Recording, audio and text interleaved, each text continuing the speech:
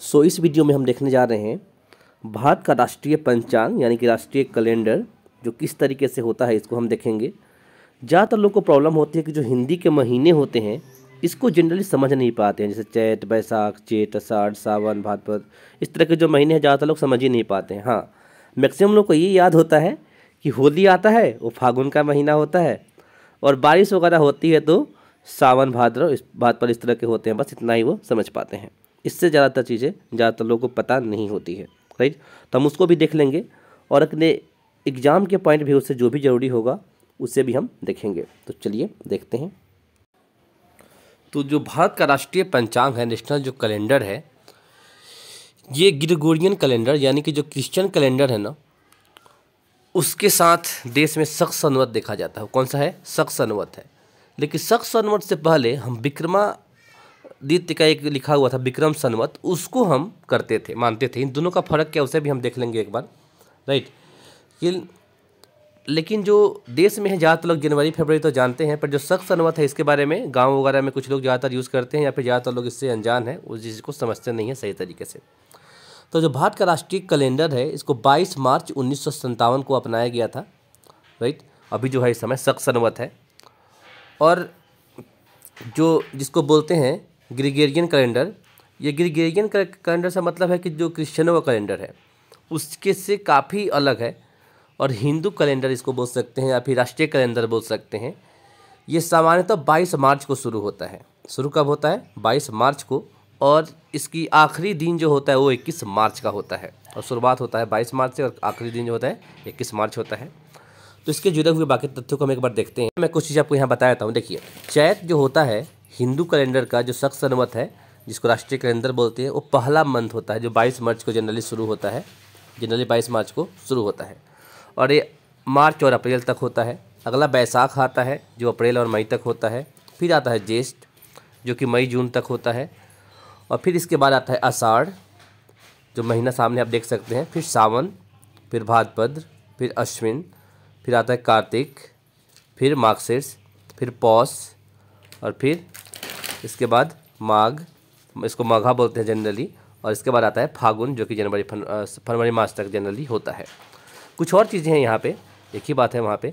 यहाँ पे देखिए, यहाँ पे लास्ट में तो खैर गुरु लिपि की है पंजाबी में, तो ये तो हम बाद में देख सकते हैं। देखिए, जो जनवरी होता है उस समय हिंदुओं का कैलेंडर में क्या आता है? हिंदी कैलेंडर में चैत होता है, लेकिन मुस्लिमों के लिए उस समय मुहर्रम होता है फरवरी के महीने में।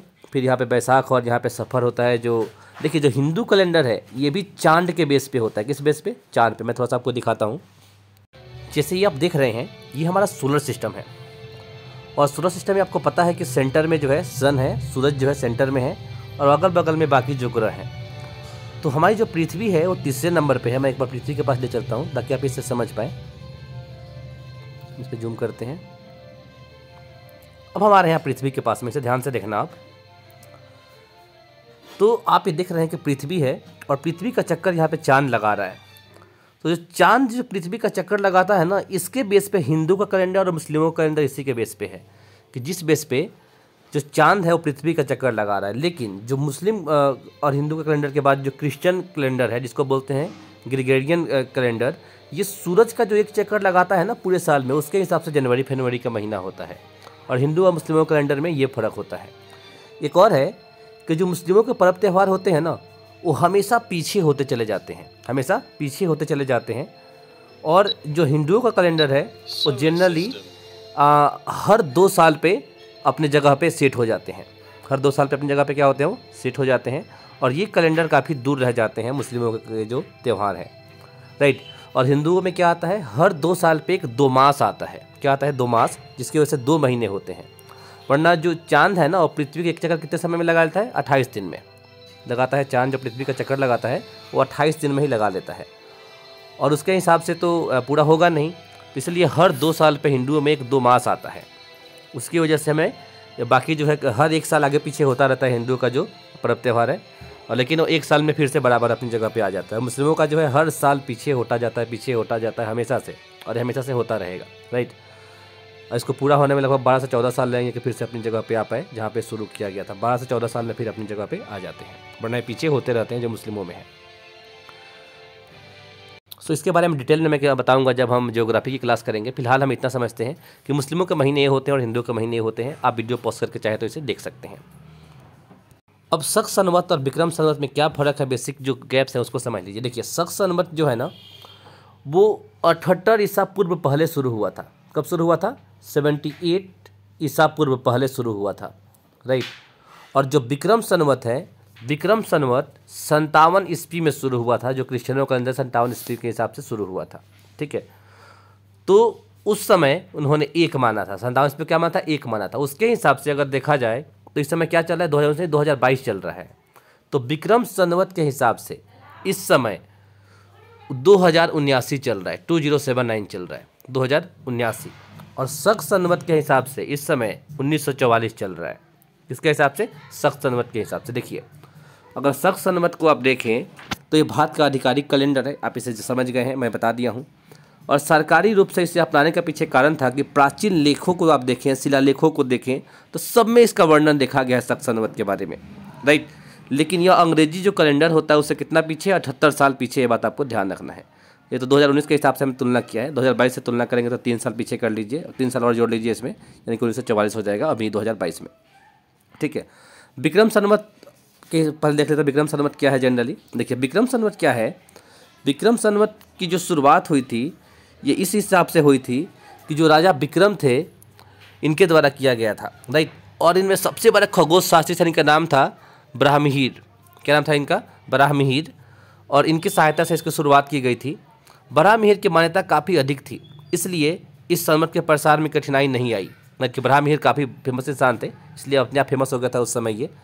इस संवत की मान्यता होने का दूसरा प्रमुख कारण है कि यह संवत उज्जैन से शुरू हुआ था।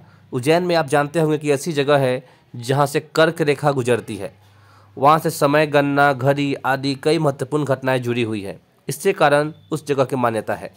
और यह अंग्रेजी कैलेंडर से 57 वर्ष क्या है? आगे है। मतलब जब अंग्रेजी कैलेंडर के हिसाब से 57 साल हो रहा था ना, उस समय इसका पहला साल शुरू हुआ था, राइट।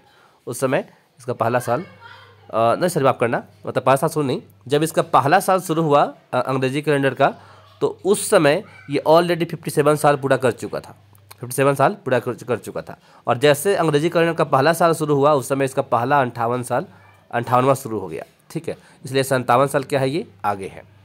किससे? अंग्रेजी कैलेंडर से। मतलब जो अंग्रेजी कैलेंडर है उससे काफ़ी पहले कैलेंडर बन चुके थे। अब दोनों में जो बेसिक गैप्स है इसको समझते हैं, शक संवत और विक्रम संवत में। देखिए वैसे तो दोनों में महीनों का नाम लगभग सेम ही है, एक ही जैसा है, शुक्ल पक्ष और कृष्ण पक्ष, राइट। ये दोनों में आता है। कृष्ण पक्ष का मतलब होता है जो अंधेरा होता है, जो अंधेरे की रात होती है उसको बोलते हैं कृष्ण पक्ष। और शुक्ल पक्ष का मतलब होता है जो उजाले वाली रात होती है, ठीक है। ये इस तरीके से होता है। विक्रम संवत में नया महीना जो होता है क्या होता है? वो पूर्णिमा के बाद आता है, कृष्ण पक्ष से होता है। जबकि शक संवत में इससे थोड़ा अलग है, अमावस्या के बाद में इसमें शुरू होता है। बस यही दो मेन जो है बेसिक फ़र्क है इन दोनों में, शक संवत और विक्रम संवत में। और दोनों के बीच में जो साल का अंतर है कितना है? 57 + 78, यानी कि 135 साल का फर्क है। किसके अंदर में? विक्रम संवत में और शक संवत में। इन दोनों के बीच में 135 साल का गैप है। ये भी कई एग्जाम में पूछा गया है, तो इसे भी आपको ध्यान रखना है, राइट। और बाकी जो इसके महीने तो हमने देख ही लिया। तो चलिए मैं वीडियो यहाँ ख़त्म करता हूँ, मिलते हैं नेक्स्ट वीडियो में। Till there bye bye and take care.